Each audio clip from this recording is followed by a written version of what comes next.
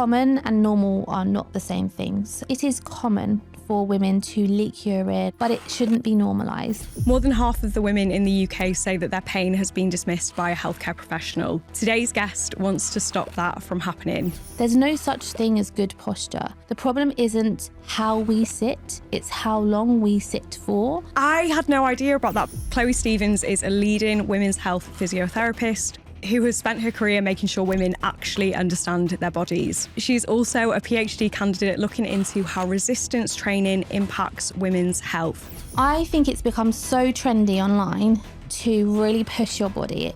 In marathons, in high roxes, this idea that you have to lift heavy is dead in the water, because actually all you need to get to is a place where it For the women who are proactive in their 20s so that they can live healthier 30s, 40s, 50s, 60s and 70s, then this episode is for you. I would really encourage you to seek advice, because it won't get better on its own 9 times out of 10. It's not something that should be ignored. And before we get into the conversation, if you could do me a favour that literally takes you 2 seconds, hit the subscribe button or leave a 5-star review depending on what platform you're listening on. It really helps us to continue to grow the podcast and bring you guests to help you live a happier, healthier life. Thank you. I think a lot of women think that just physiotherapy is you go and you've pulled a muscle, or maybe even if you're weeing yourself after having a baby. Yeah. But I'm so excited for this conversation to discuss why it's important for everyone, especially women in their 20s, to know the importance of looking after your body. But first, I would like to start at the beginning, because it seems like you didn't have a traditional route to where you are now. Maybe let's start with your mum being a midwife. What impact did that have on you, and how that led you to where you are today? Okay. So my mum was a midwife throughout my whole childhood. And I think the biggest thing I remember from my mum being a midwife is that there was no sugarcoating anything, which is a really good thing, you know. All anatomical terms were used. Very, very good descriptions of how babies occurred were used. But equally, I think it showed me how hard it is to work in the NHS, particularly in emergency care or midwifery, because she wasn't at home a lot. But I was always very inspired by how hard she worked. But I think growing up, I watched her and I was like, I don't want to go down that route at all. So in fact, when I was at school, I actually was very good at languages. And so I started a French and Spanish degree. So I started this French and Spanish degree, and you know how it is when you're at uni, I decided that I wanted to lose weight. And this sounds like an X Factor story. But basically, I decided that I wanted to lose weight. So I started running, and running did not go very well for me. I was very breathless all the time, never got any better at running, and didn't really know why. And I did that thing that GPs hate. And I went to get my contraceptive pill, and I was like halfway out the door, I was like, I think there's something wrong. Maybe like I've got asthma, you know how it is, right? Yeah. When your patient tries to talk about 3 things at once. She sat me back down and she listened to my heart, and she was like, oh, you've got a very significant heart murmur. And that just catapulted from there. I was sent up to London, had lots of heart scans. And what they actually found was that I had almost a common atrium, and my heart was about 5 sizes too big. Hence why I couldn't run. So this kind of led to a whole trajectory of change in my life. So I had 2 heart surgeries, which corrected the congenital defect. And after that, I was supposed to go back to uni, move to Spain, France. And I was like, I just don't want to do this. This has completely changed my opinion of working in healthcare. And so I need to kind of rewind. Basically, my mum was still working in maternity. So she was like, why don't you come and be a maternity care assistant, which is basically like a healthcare assistant, but in maternity, right? So I thought, okay, let's try it. So I did that, and I went back to school and did my biology A-level because I hadn't got that. So it was just not a conventional route. But because my mum by this time was quite high up in midwifery, I feel like everyone thought I was there because my mum was the manager. And so I thought, I want to be in healthcare, but I want to go down a different route. And despite her never being very good at sport, little did I know it's because I had a massive heart defect, I loved sport. So I decided to go into physio thinking that I was going to be a sports physio. But I think having had that experience of working in maternity, I was like, wow, women are incredible. I was 18, 19 years old at the time. Watching women give birth at that age is 1, a very good contraceptive, and 2, very inspiring. So I was like, I really want to work in women's health. And little did I know that women's health physio was a thing. And I was so lucky that when I applied for my first job in London, the first rotation they put me on was women's health physio. And I literally have never looked back. So it was a really long, winding path to get there. But I started women's health physio 12 years ago and I'm obsessed with it. And I've loved every minute of it. And that's really where my career has come and how it's happened.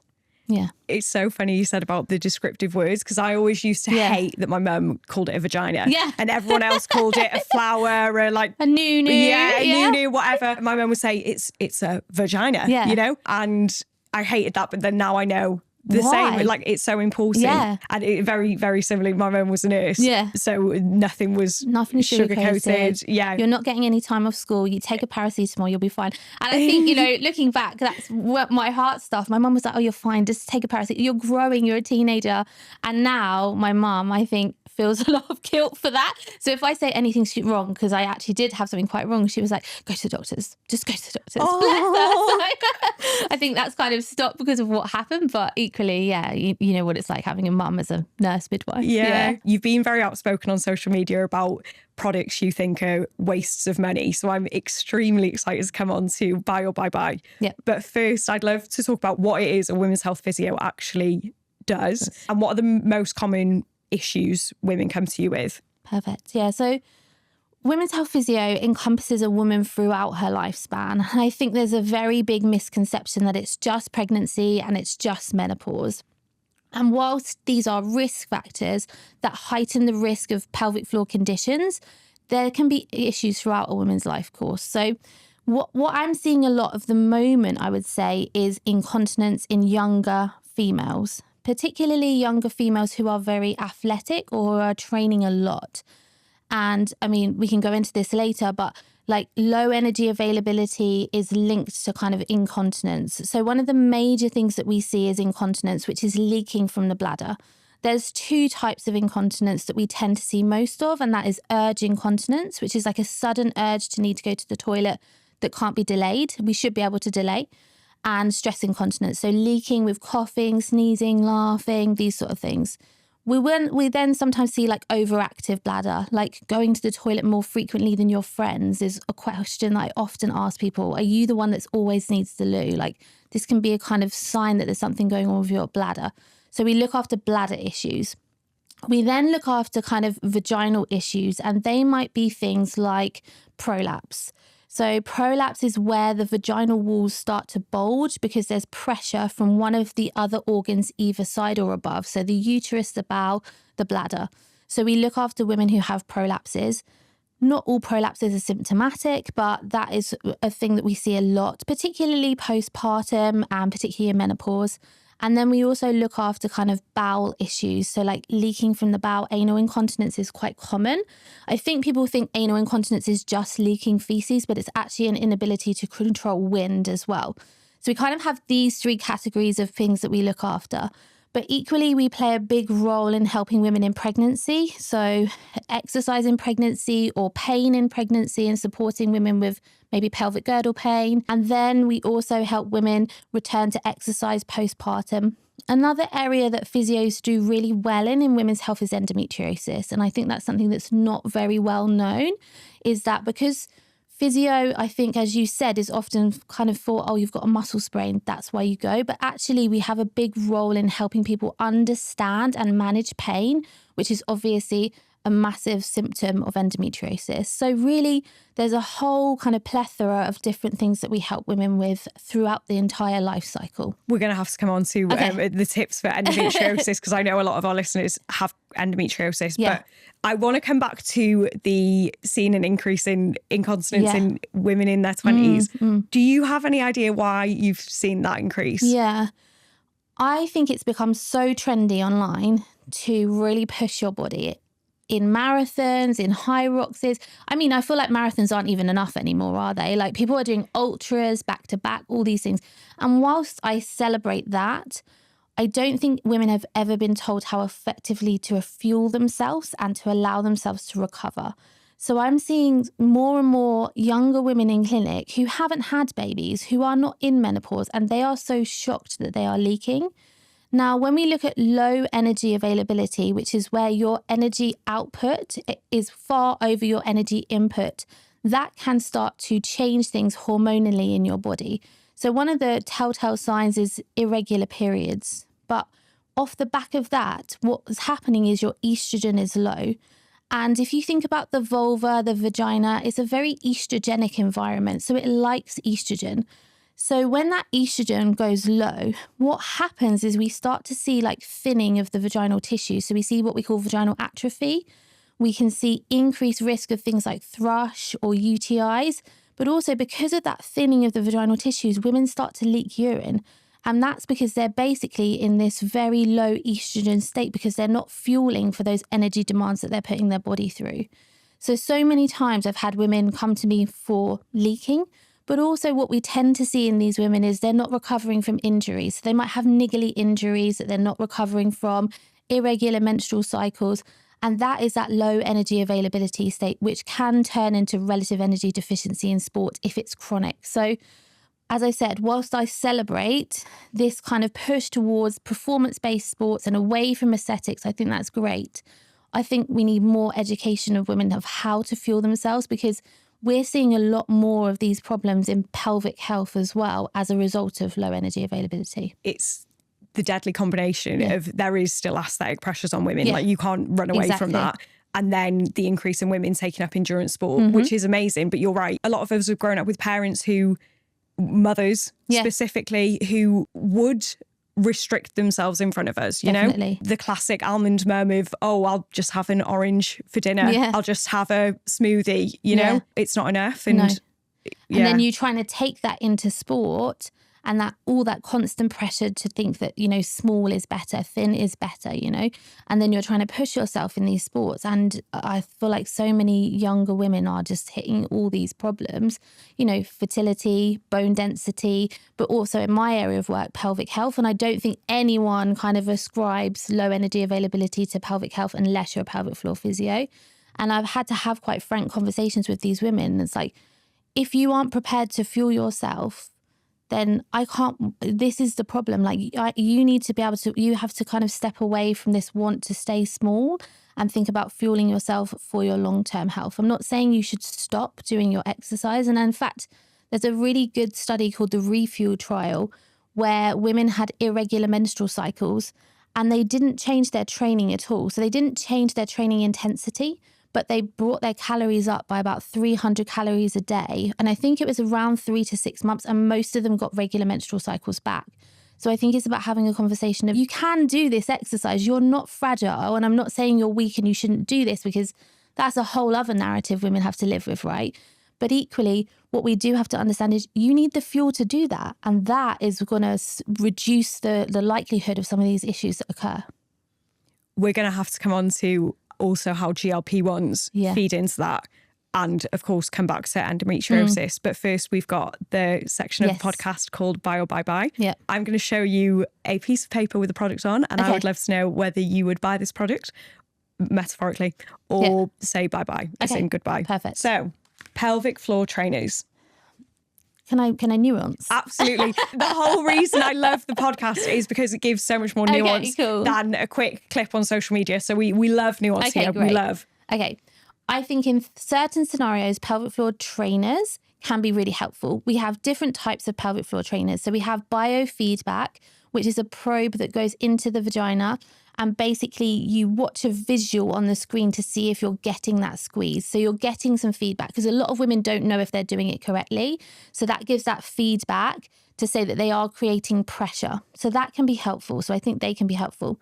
We have e-stim, which is a probe that can go into the vagina and stimulate the muscles, which equally can be helpful. We have the newer things onto the market, like the pelvic floor chairs. Have you seen them? No. It's a chair that you sit in and it contracts your pelvic floor. They're in a lot of like aesthetic businesses. And so these can be useful. And there's some low grade evidence to say that they are helpful for stimulating a pelvic floor muscle contraction. But my bugbear with those is that person has not been assessed. So there's been no assessment. So it might actually be that they have a pelvic floor that doesn't relax, and that's where they're having issues. And then you're overstimulating it by sitting on this chair, and that can cause problems in of itself. equally, when you stop using one of these adjuncts, the benefits go. And so I think they can have a benefit, definitely, but I don't think they're ever going to replace going to see a pelvic floor physio and having a proper assessment and learning to do the exercise without the adjunct. And then I think, if we need to add the adjuncts in, fine. So I would say, I think you can buy them, yes, but I would always be supervised by a qualified clinician if you do buy them. For anyone who hasn't been to see a women's health physio, what does visiting a women's health physio involve from walking through the door to leaving? So you'll have a very long subjective history where you'll talk about everything. You'll talk about, your gynecological history, your obstetric history, your medical history. You'll talk about your bladder function. You'll talk about your sexual function. You'll talk about your bowel function. And there's a long list of questions that we ask to kind of ascertain what is potentially going on. And then you'll also more than likely have a vaginal assessment. So we do internal examinations. We tend not to use speculums. Some clinicians do, but it tends to be a digital examination to look at kind of the pelvic floor strength and look at different parts of the anatomy and make sure everything is functioning properly. Then it will come down to kind of individualizing exercises for you. I think if you went online, you'd think that all we did was ascribe people Kegels. And we're trying to move away from the term Kegels because that is a one-stop shop. That's one exercise. And we call it pelvic floor muscle training because there's a wide spectrum of things that you might be given to do. You might not be given strengthening exercises to do because you might have a strong pelvic floor and you might need to learn how to relax your pelvic floor, which we tend to see a lot with like our endo patients, chronic pain patients. They don't have a problem with strength, they have a problem with relaxing. So there might be other tools that we might add in to help you relax your pelvic floor, which aren't pelvic floor trainers, but we use things like dilators, wands, things like this if someone isn't relaxing. So there's so many different avenues of pelvic floor physio, and I think it kind of gets a disservice online because it's like, oh, you just prescribe Kegels. And there's so much more to it than that, most definitely. So say if you were going through the NHS, what does that pathway look like? And then what does it look like from a private? How much would you pay for a session with a pelvic floor physio? And this is a big issue that I'm really passionate about. It's a postcode lottery, first of all, like many things within the NHS. So it really depends where you live and what services are available. If you're postpartum, there was a government initiative a few years ago that was supposed to set up perinatal pelvic health services, and they should have mostly come to fruition now. I still know that there are some areas that haven't set up that service yet. And then a lot of places across the country will have a bladder and bowel service, which is for continence-related issues. But again, like there's very long waiting lists and it is a postcode lottery, so you're probably going to be waiting a long time. I think, if I think about my own NHS clinics, I think the waiting list is about 18 weeks at the moment, which, compared to other things isn't that long, but because it can be so helpful with a little bit of resource or a little bit of investment in people, it's a shame that it takes that long for women to get there. Privately, there's more and more pelvic health physios, and I think POGP, which is the Pelvic Obstetric Gynecological Physio Association. Oh yeah, big one. Yeah, big one. They have a really good resource on their website where they have a directory, so you can find physios that are registered as pelvic health physios through their directory online. Nice. So I definitely have a look on there. And then you're going to be seen much quicker, but obviously at a cost to yourself. Do you know roughly ballpark? Do you know? Roughly ballpark, I think you're probably going to pay for an initial assessment and treatment. You're probably looking at £100 to £150 for that first session. And then follow-ups tend to be shorter, so they tend to be slightly cheaper.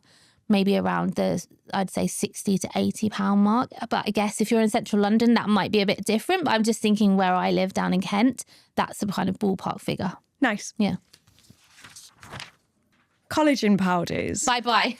Bye-bye. Nice 100% quick. 100% bye-bye. Like, as soon as you take the collagen, the enzymes in your stomach basically get rid of the collagen. So it's not going anywhere. So I think actually that's a complete waste of your money. Foam rollers. People love them. And there's tiny bits of evidence that doing them before an exercise can increase the range of movement in some exercises. But this idea that a foam roller can break down scar tissue, adhesions, fascial tissue, is just fundamentally not true. So I think they can be a great way to kind of make you feel a bit more relaxed, potentially relax your nervous system a little, or maybe warm you up for an exercise. But I think they are often kind of very oversold as to what they can do. You know, people say, oh, I'm foam rolling my IT band because I'm getting out the knots. No, you're not. Like, that's a fascial tissue. You do not want it to disintegrate or be loose because it's holding everything together. So I think I would say buy it, but know that the reasons behind it are often missold. I think they can have a place and a lot of people like them. In my mind, what they're doing is basically calming your nervous system down if you're doing it post-exercise, which can feel quite nice, and potentially increasing the range of movement into before you train. Posture corrector. Bye-bye. Bye-bye. Yeah, go to the gym, do some strength training. If you put that on, you're going to sit in a certain way. As soon as you take it off, you're going to go back to the way you were before. And this idea that there is a good posture is just not reported in the evidence at all. There's no such thing as good posture.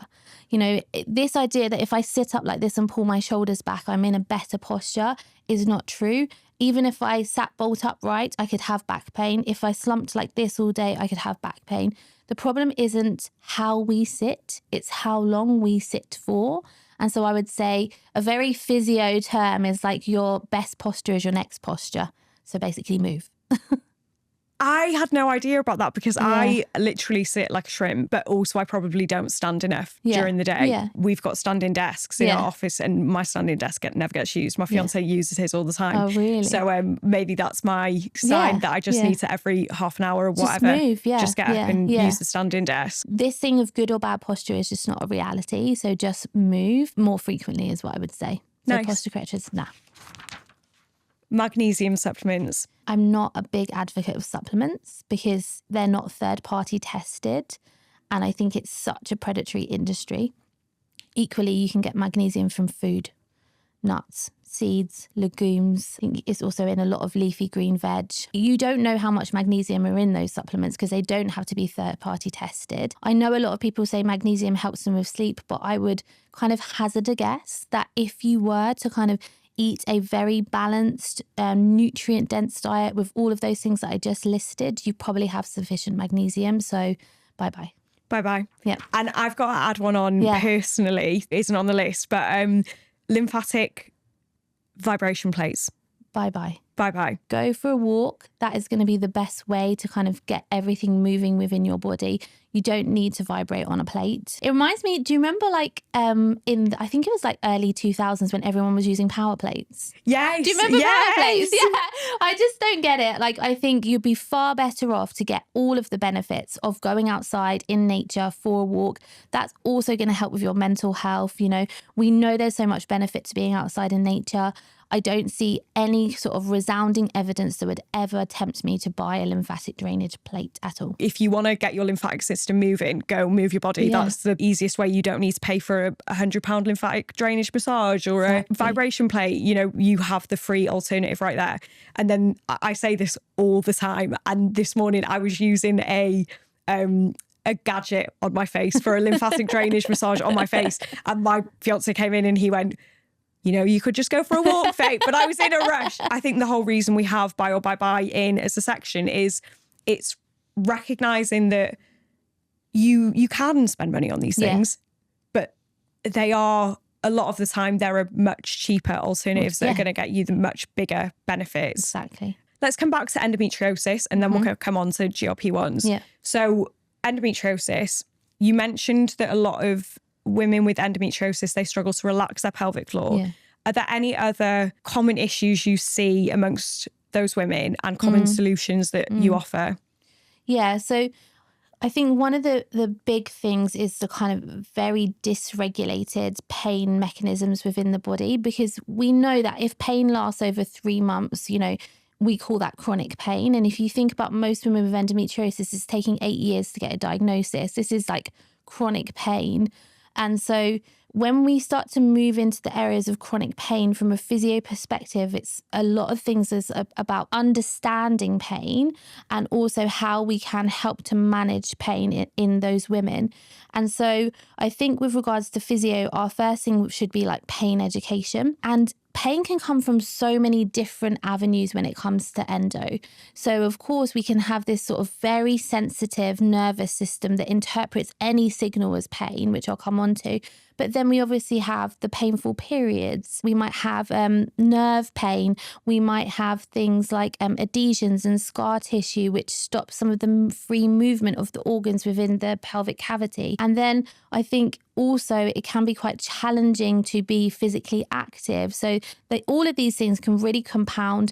Then we can have a lot of pain with sex, with endometriosis, pain with emptying your bowels if there's endometriosis around the bowel, and pain with emptying your bladder. So there's so many different avenues that pain can occur in endometriosis. So one of the biggest things that physios can help women do is to turn down that pain dial.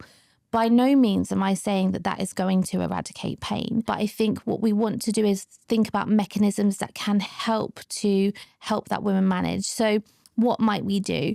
Things that we might do is talk about kind of pain education. And as I said, when you've had chronic pain for a long time, the way I explain it to my patients is like, imagine that a shopping centre has been built and there's only a little A road that goes to that shopping centre. Eventually that A road is going to get clogged up with cars trying to go to the new shopping centre. So what then they do is they build a motorway. So all the cars can get there more quickly, and your body does that. So what will happen is you'll have a painful source. So mainly, or should we say the uterus or the peritoneal cavity in a woman with endometriosis.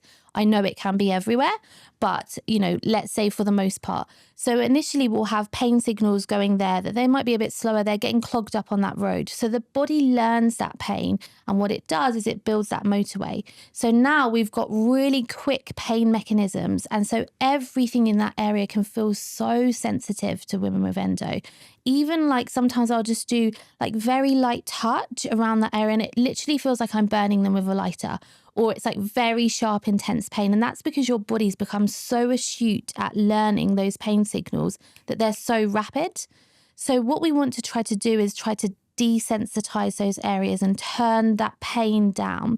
So we might start with things like breath work. I say that with caution because I think sometimes if I say that to a woman with endometriosis, she probably wants to get a fork and stab me in the eye with it. Yeah. Saying, oh, just breathe, But what we do know about the nervous system is when you've had chronic pain, it's constantly in that fight or flight state. So it's constantly got that high tone muscle. We can feel like we have elevated heart rate, elevated respiratory rate, higher blood pressure, because your body is constantly interpreting that threat. So breath work can help in one way because it basically stimulates the vagus nerve, which can bring us into more of a calmer nervous system state. So like our rest and recharge state. Now, I'm not saying that will completely get rid of the pain, but it can allow an opportunity to kind of manage it a little bit better. Equally with breath work, it can be really helpful from a pelvic floor perspective. If I said to you, Faye, pretend you had really bad period pain, what you'd probably do is crunch over, tense your abdominals, do that kind of leaning forward thing, right?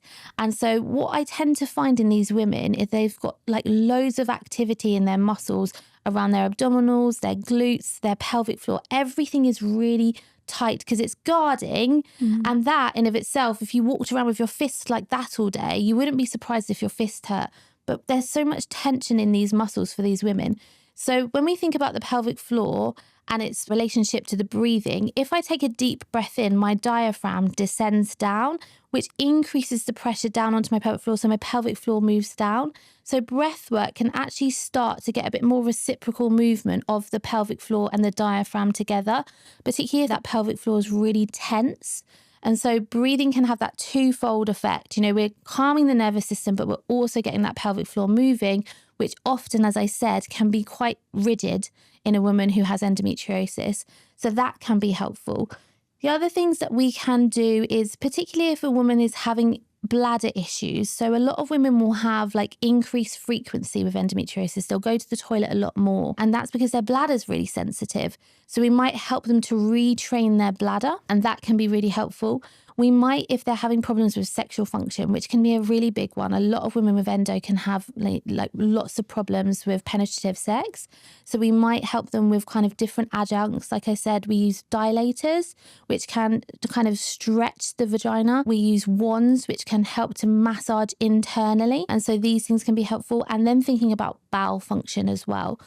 a lot of women with endometriosis can have superficial or deep endometriosis on the bowel. So opening your bowels can be really, really painful. So we talk about different kind of mechanics of how to empty your bowels. So there's lots that pelvic health physios can help women with endometriosis for.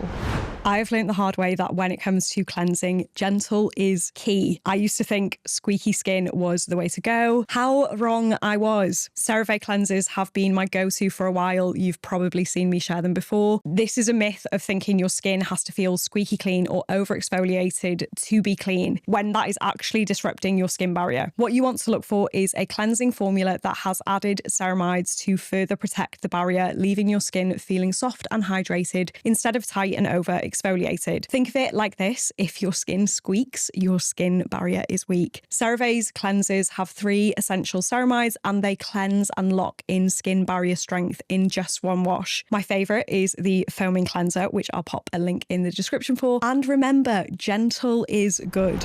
I completely hear you on the breathwork thing, because I was also one of those people who, when I was stressed, and if someone would tell me to take a deep breath, I would want to punch them in the face. Going to medical school and learning about the vagus nerve and how the vagus nerve is stimulated literally by deep breathing into your tummy. And then now you see on the market all these vagus nerve stimulators. Again, a similar thing where you can breathe. You can breathe. But it took me a long time to find breathing exercises that work for me. Hate square breathing. Lying down flat, putting my hands on my tummy, breathing in deeply so my hands rise a couple of times until I feel calm. That works really well for me. And I think it's just about finding breath work that works for individuals. I completely understand why it can feel like a smack across the face when anyone tells you to deep breathe. Exactly. So I think you have to be really careful with your wording, and clinicians should be good at that. I mean, we don't get it right all the time. Like, don't get me wrong, I've probably butchered a lot of clinical experiences for women in the years, but I think if you can explain it in that way, and as you said, find something that works for you. Like box breathing, a lot of people hate that holding with nothing in their lungs. It can make them feel more anxious. So it is about that kind of individualization of everything. And I think that's why seeing a clinician is so important, because whilst kind of lived experience of other people with endometriosis online is really helpful, and we often miss that in a medical setting, I think that that's only worked for that one person, whereas we can give you options of things that might be helpful for you and your endometriosis. Coming on to GLP-1s, you are doing your PhD in resistance training and menopause, question mark? Brilliant. We always have fairly controversial conversations about GLP-1s. I think that they're an incredible gift of modern medicine to a lot of people. As someone who's struggled with their weight in the past, I think it gives so many individuals a lifeline. What I often find on social media is a completely polarizing conversation, and we lose some of the nuance. What's your view of where we're going with GLP-1s? I think they're an amazing advancement in medication.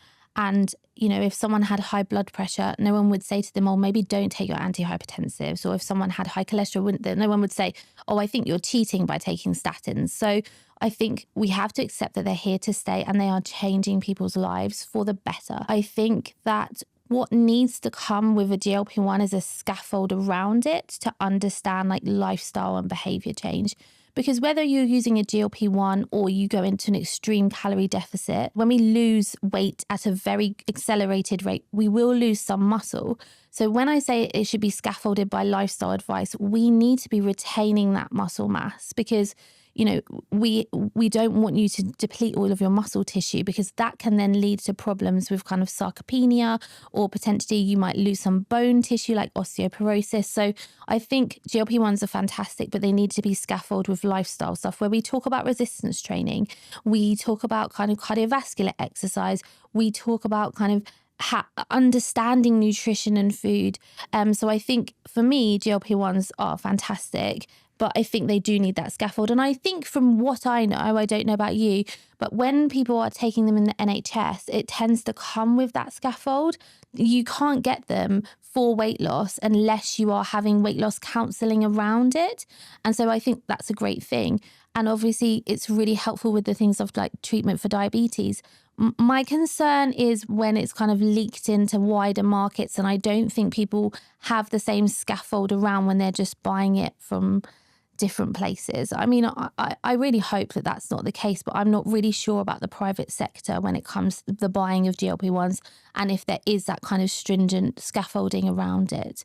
So I think, for me, I think they're fantastic. I think they're here to stay. I do not think it's cheating. And I think often people who are saying that it's cheating and are polarized in the anti-GLP-1s do not understand the complexities of overweight or being larger bodies or obesity, because it's far more complex and nuanced than you just need to eat less and move more. It's so tied to kind of socioeconomics and different factors within health. So I think they're fantastic. I think it does come back to the quite fat-phobic rhetoric 100%. and the idea that it's just a case of laziness. And as someone who has battled with her weight, it's an awful complex process to go through. I know people who are taking it from nail shops. That's my fear. Yeah. And dipping in and off it, you know, going on it and coming off it, going on it, coming off it. If you're going to start it, I appreciate finding the right dose can be a challenge, but that needs to be with a medical professional. And you need to be doing resistance training as well to protect your bones and your muscles, because rapid weight loss can be damaging for those things. We've got a section called Real or Not Real. I'm going to show you a video and I would love to know what your thoughts are. We have lied to women about their pelvic floors and said to them, just do pelvic floor exercises. And if you leak after having a baby or you have an oops moment, don't worry, it's okay. Here's a pad and you can treat yourself. Actually, no, you can do as much pelvic floor exercises. And I'm not discounting pelvic floor exercises. I do them and I encourage people to keep doing it. But that's only 50% of the argument. Estrogen is the other bit that you need to give women. Yeah, so I totally agree. I would say, to add more nuance to it, at different points in the female lifespan, we can get those low estrogenic states. So we talked about low energy availability in female athletes. I don't think you're going to be able to get topical estrogen at that point, because it would be very much that you need to change your diet and kind of fuel yourself better, and that might have an impact on your pelvic health. Postpartum, particularly if women are uniquely or solely breastfeeding, we again can see a very low estrogenic state. So in order to synthesize breast milk, the body produces something called prolactin, and prolactin suppresses estrogen. So postpartum, I will see so many women, it's almost like a mini menopause, and we call it the genitourinary syndrome of lactation. Basically, everything that would happen to a vagina vulva in menopause can happen when they are breastfeeding, because that estrogen is so low. Plus the fact that you might have had a vaginal delivery, so you then might have a tear and you're healing from that. So what happens is women will report kind of leaking more, which we might account to the fact that they've had the vaginal delivery. Equally, if they're breastfeeding, that estrogen is low, which means that there's vaginal atrophy or thinning of those tissues, which can lead to the leaking. A lot of women returning to sex postpartum may have a lot of pain, equally from vaginal deliveries or tears or things like that, but also because when estrogen is in the vagina, it's a lubricant. So if I see a woman who's gone back to sex postpartum, they're leaking, things aren't getting better, they're having a lot of painful sex, I might be thinking, have you got low estrogen? And then we can ask, is your menstrual cycle back? Because, what happens is we don't have a menstrual cycle when we're breastfeeding for the most part. I know there's individualities within that, but when they don't have a menstrual cycle, it could be because that estrogen's low. Now, there's a lot of emerging literature in that women who are breastfeeding and wanting to get back to those things or worried about that can use topical vaginal estrogen alongside doing pelvic floor rehab. Is quite new, and with anything new, it can take a while for people who are prescribers to want to prescribe that. And I understand that, but we know that it doesn't have any effect on breast milk, and actually it can be really helpful for women postpartum to have some topical vaginal estrogen, which basically means just estrogen. It's a very low dose that goes into the vagina. It can really help to plump those tissues up, lubricate them, and reduce a lot of the symptoms postpartum of pelvic floor dysfunction. And then perimenopause, menopause, we have the same thing. Estrogen is dwindling, and that can mean that even if we do hundreds of pelvic floor exercises, they are never going to replace the estrogen.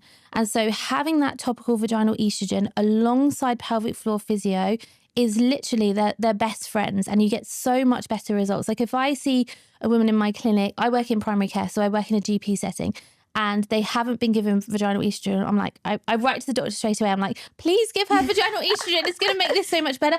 And 9 times out of 10, that estrogen with the pelvic floor exercises is such a winning combination. So I totally agree with that video. Okay, coming on to the community questions. Are there any long-term impacts of having a weaker pelvic floor as we age? If you have a weaker pelvic floor from being younger, I would definitely say go and get that checked. Why do you have a weaker pelvic floor? What is going on? Sometimes they're learned behaviors, and sometimes we can really help with like bladder retraining and things like that. But I think ultimately, if you're younger and you are wanting to have children and yet to have them, that could increase your risk factor of having worsening symptoms. Equally, menopause. So we know that, you know, childbearing, menopause, age, all of these things impact our pelvic health, chronic constipation. So if you think that, you know, you're going to go through menopause, everyone does, but if you think children might be on the cards for you, then I would say whilst you're young, understand why you are leaking with the help of a pelvic health physio, because that is always going to improve things. I don't think we can necessarily say it's always going to get worse, but we do know there's those risk factors that exist. So I would say now is the time to find out why and get some solutions, most definitely. Next community question. Any tips to train your pelvic floor? Yes. So I would say the first thing is if you don't have symptoms of leaking, of prolapse, which is like a heaviness feeling, of issues with your bowels, I don't necessarily think you need to go for the optimal, which is described in the literature, which is like, you know, a 10-second hold, 10 times, 10 quick pulses, 3 times a day. You don't need to do that, because I think really until there's an issue, we don't need to be that stringent with it. I would say learning how it feels to do a pelvic floor exercise could be a great place to start. What it should feel like is basically, I don't know, you had a curry last night and now you're in the middle of a meeting and you don't want to fart, right? So you're trying to stop a wee and a fart at the same time. That's what it should feel like to activate. So they're very much like kind of that pull up inside. So learn what it feels like to do that. You can self-assess. You can check if you're doing it. You can have a look.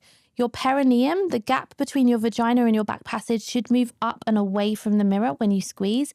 Or you can put your finger into your vagina and you should feel like a closing around your finger. If you have penetrative sex, you can ask your partner if they can feel you squeezing. And that's a way to know if your pelvic floor is working. So I would say that can be a good thing.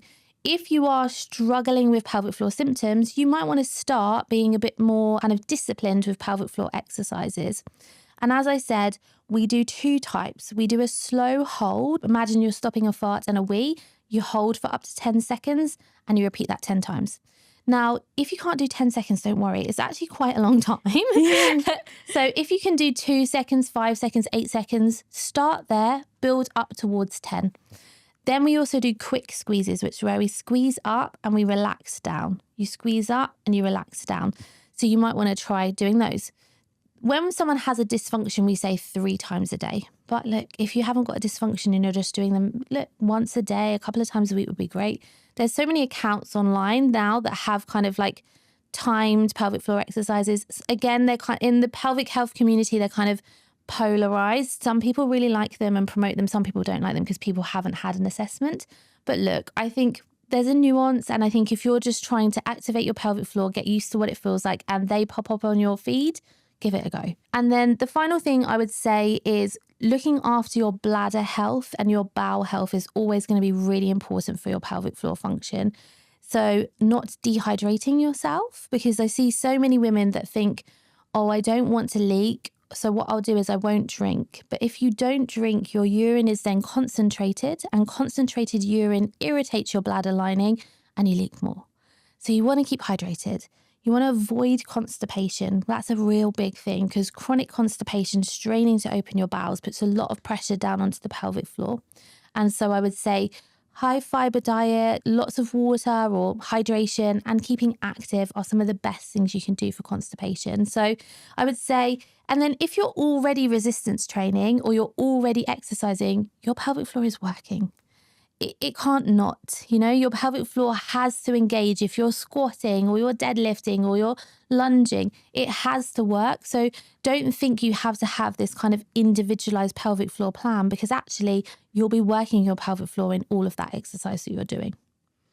And it'd be rude, given your PhD is on resistance Yeah. training, to not ask you some questions about resistance training Yes. on women's health. Yeah. So imagine I'm a listener and I do not do any resistance training whatsoever. I've never been able to find exercise enjoyable. Yep. I struggle to get into a habit. I'm a busy Yeah. girly. What would be your advice on where to start? There were some guidelines that came out maybe last month or the month before. And I loved those guidelines, right? Because I think, again, in the online space, unless you're at a CrossFit gym, deadlifting, double your body weight, it's not good enough. You know, we all have to lift heavy. That rhetoric is not true. You know, actually resistance training can be really, really accessible. Body weight exercise as a starter is absolutely fine. Resistance bands as a starter, absolutely fine. Doing it at home, fantastic, right? And so this idea that you have to lift heavy is dead in the water, because actually all you need to get to is a place where it feels fatiguing. So those last few reps should feel like, oh, you're really challenged. And whether you do that with a bottle of water and you do 50 reps, or a resistance band and you do 20, or you've got two 10-kilo dumbbells at the gym, it doesn't matter. As long as you're getting to that place where it feels fatiguing, fantastic, right? The main thing we see time and time again, particularly with women, is lack of consistency. And there's so many reasons to this, and particularly in menopause, which is what I'm researching, you know, it's lack of access to good spaces or inclusive spaces, it's busyness of life, it's competing demands, you know, children, aged parents, careers, all these things. Never think that, oh, I have to have an hour. You can do so much in 15 minutes with your mat at home and some resistance bands. So I would say resistance training can be really, really accessible. There's so many things on YouTube. You can just type in resistance band workout and do it at home. And so I would say if you feel more comfortable in those sort of environments, that's the place to start. We want you to try and do it twice a week. So you want to try and hit all major muscle groups twice a week. At the end of those repetitions, it should feel really fatiguing, like you're almost going to fail, and you're in a really good place. So I really hate to see it online where, you know, people are like, oh, you have to lift heavy, because it's just not true. The data time and time again says that actually you just got to reach that place of fatigue, whatever way that is for you, and you've got to be consistent. Nice. Yeah. And it makes it so much more attainable. I just find when the bar is so high, so many people just don't try Yeah, they in the just first place. disengage. Yeah, because it doesn't feel like it's for them. When actually resistance training is for everyone. If you're picking, you know, car seat out the car, you're picking up your shopping, you're doing resistance, right? So everyone can find a way to do resistance training, definitely. Yeah. Final question before we come on to the question that we ask all of our guests. Yeah. What are the number one mistakes you see women in their 20s making that, if they fix them, that would severely positively impact their health in the future? From a pelvic health perspective, I would say it's ignoring symptoms. Common and normal are not the same things. And it is common for women to leak urine or have prolapses or have pelvic floor dysfunction. You know, it's 1 in 3 women that happens to, but it shouldn't be normalized. And I think the more we normalize it, the issue is if we're normalizing it, we're saying that you don't need to do anything about it. And so if you know that you're the friend that, as I said before, always needs the toilet, or you're always having to wear a panty liner, or you're leaking with exercise, or you're not able to have penetrative sex because it's too painful, these are all telltale signs that there's something going wrong with your pelvic floor. And I would really encourage you to seek advice, because it won't get better on its own 9 times out of 10, right? It's not something that should be ignored. And actually, you know, there's so many people out there that can help you. And it might even just be really small things, like maybe a bit of pelvic floor exercises, maybe a bit of bladder retraining, maybe, like we've said, some breath work that can help you to have like pain-free sex. So I would say my main thing is go and seek the advice of a pelvic health physio if it's a pelvic floor related issue, because often it's very much we're just giving people the right advice and giving them a safe space to talk about these things. But I would say my biggest thing is common and normal do not mean the same thing. And I would really encourage you to seek out the help of a pelvic health physio. Just goes against everything we're taught as women, isn't it? Yeah. To ignore things and exactly. not, you know, just keep going, press on, especially when it comes to a lot of women's experiences in healthcare. So I think that's a really important take-home message. You've been absolutely wonderful and shared so much valuable information. That brings us on to our final question. Chloe, what do you wish every woman knew by the time she was 25? I wish every woman knew that by the time she was 25, that leaking isn't normal. and that we should do something about it. And even if you are postpartum or menopausal, it is not normal. And if that happens to you at any stage of your life, there are definitely things that you can do about it.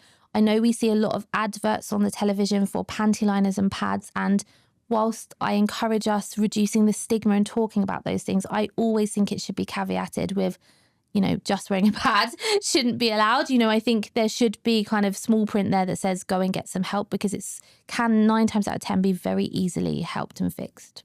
Brilliant. Yeah. Thank you so much. Thanks for having me.